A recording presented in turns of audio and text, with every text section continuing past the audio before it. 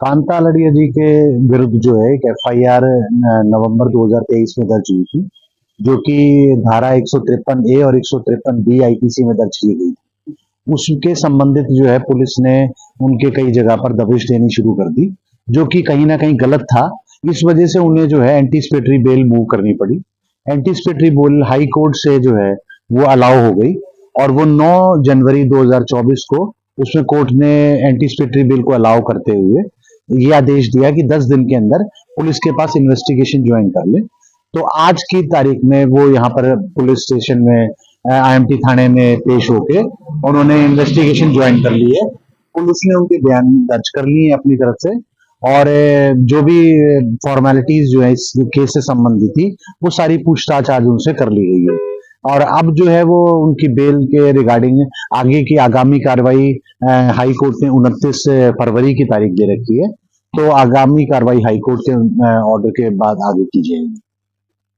3 मई 2020 की रात को अस्तर बोहर मठ के महंत बाबा बालकनाथ जी ने हमारे दलित समाज के करीब 250 वर्षों पुराने 9 साधुओं की समाधियां तोड़ी थी। और मैं 4 मई 2020 से लेकर आज तक सड़क पर भी धरने, प्रदर्शन, आंदोलन, कानूनी लड़ाई लड़ रही हूं और आगे भी लड़ती रहूंगी। मैं समाधि तोड़ने के खिलाफ लड़ाई लड़ रही हूं। उसी लड़ाई के तहत मैंने 6 नवंबर 2023 को रोहतक में एक प्रेस कॉन्फ्रेंस की और वो जो प्रेस कॉन्फ्रेंस है उसमें जो मैंने बोला उन सारे तथ्यों को तोड़ मरोड़ के पेश किया गया और मेरे खिलाफ 153 ए 153 बी में 15 नवंबर 2023 को एफआईआर दर्ज करवा दी गई बाबा बालकनाथ जी के कहने पर, क्योंकि विधानसभा चुनाव था तिजारा में और मैं तिजारा में अपने समाज के लोगों से अपील करने के लिए गई थी कि भी बाबा बालकनाथ जो दलित विरोधी है, क्योंकि कोई भी धर्म का संत, चाहे वो हिंदू हो, मुस्लिम हो, सिख हो, ईसाई हो, कोई भी संत महंत अपने धार्मिक चौड़े के अंदर किसी दूसरे संत की समाधियों को खंडित नहीं कर सकता।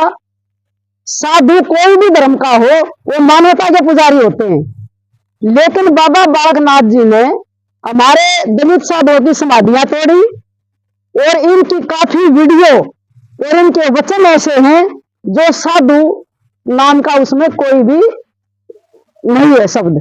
जैसे डीएसपी को धमकाया गया, जैसे चुनाव आचार संहिता है उसमें बोला गया वोट 1140 हो तो 1150 होनी चाहिए, इतना बटन दबाइए। जैसे फिर बोला गया कि भी जो सिख गुरुद्वारे इनकी स्टेज के ऊपर वो नासुर हैं, इनको तोड़ना चाहिए। और ये अपने वहां जुलूस निकाल रहे हैं चुनाव में, उसमें अपनी बंदूक लेकर फायर कर रहे हैं। तो ये जो चीजें हैं वो साधु को, संतों को शोभा नहीं देती, क्योंकि साधु संत सन्यासी जो हैं वो हमारे देश में एक मॉडल होते हैं। उनके आचरण को देखकर जनता उनको पालन करती है। तो मैंने वीडियो में जो बोला ना मैं किसी धर्म के खिलाफ बोली, मैंने सिर्फ जो बोला वो सही बोला कि उनके जो गुरु थे बाबा चांदनाथ जी वो भी मैन थे गद्दी पे, उनके ऊपर हत्या का मुकदमा दर्ज है। मैं तो गलत नहीं बोल रही, एफआईआर है बाबा चांदनाथ को बनवाने की, मैंने तो गलत नहीं बोला। जो भी बाबा बालकनाथ ने किया मैंने उस सच्चाई को उजागर करने के लिए प्रेस कॉन्फ्रेंस में बयान दिया और मेरी प्रेस कॉन्फ्रेंस को टोटली को तोड़ मरोड़ कर पेश किया गया और एक मेल के द्वारा एक शिकायत की गई और उसके ऊपर मेरे ऊपर 153 और 153 बी में मुकदमा दर्ज किया गया। और मैं 4 मई 2020 से हजारों दरखास्त दे चुकी हूं, रोहतक से लेकर चंडीगढ़ और दिल्ली तक एक भी दरखास्त के ऊपर हमारे ऊपर कोई भी कार्रवाई नहीं हुई। इसलिए मैं चिल्ला चिल्ला कर कह रही हूं कि बीजेपी सरकार और बीजेपी का हरियाणा का मुख्यमंत्री और जो नेता हैं वो दलित विरोधी हैं, क्योंकि उनको जिंदा लोग तो पसंद कहोगे, उनको जो स्वर्ग में चले गए, जो जमीन में थे समाधि में, वो इनको बर्दाश्त नहीं है। तो ये टोटली दलित विरोधी हैं। और जब तक मैं अपने दलित साधुओं की समाधियां नहीं बनवा लूंगी मैं चैन से नहीं बैठूंगी।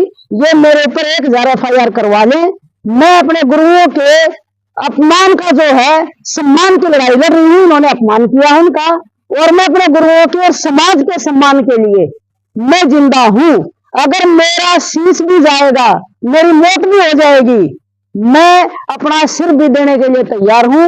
मैं अपने समाज के लिए, अपने समाज के दलित साधुओं के जो समाधियां तोड़ी उसके लिए मैं जितने भी संविधान में अधिकार हैं उन अधिकारों के तहत लड़ाई लड़ती रहूंगी। कानूनी भी, राजनीतिक भी, सामाजिक भी, आंदोलन भी, धरने भी, प्रदर्शन भी, ये मेरे को मेरे मसीहा बाबा साहब डॉक्टर बी.आर. अम्बेडकर जी ने संविधान में अधिकार दिया है। अच्छा, वो कौन लोग हैं जिसने आपकी पीसी को तोड़ मरोड़ के पेश किया? वो कौन लोग? वो बाबा बालक नाथ के मठ से बाबा लक्ष्मण नाथ जी हैं कोई, उन्होंने FIR करवाई है। पूरा हरियाणा क्या पूरा देश जानता है इस बात को कि जहां जहां बीजेपी की सरकारें हैं प्रशासन के ऊपर ये दबाव डालते हैं, पुलिस को मजबूर किया जाता है और दबाव डाल के और झूठी FIR करवाई जाती है। अभी तक मेरे ऊपर 4 FIR हो चुकी है। मैं मीडिया के माध्यम से कहना चाहती हूँ कि 4 मई 2020 से पहले मेरा रिकॉर्ड दिखा दे कि मेरा कितना क्रिमिनल रिकॉर्ड है, मैंने कितने क्राइम किए हैं। मैं 38 साल से अपने दबे कुचले समाज की लड़ाई लड़ रही हूँ। मैं आवाज उठा रही हूँ, मैं उठाती रहूंगी। तो आज क्या करोगे आप? आज कुछ नहीं, मैं हाईकोर्ट से मेरे को जो भी ऑर्डर मिला, मैं शामिल पुलिस तफ्तीश इन्वेस्टिगेशन में मैं शामिल हुई हूँ। जो मेरे से पुलिस ने पूछताछ की मैंने उनके जवाब दे दिए और मैं अपने शामिल तफ्तीश हुई हूँ, बस और कुछ नहीं है। धन्यवाद।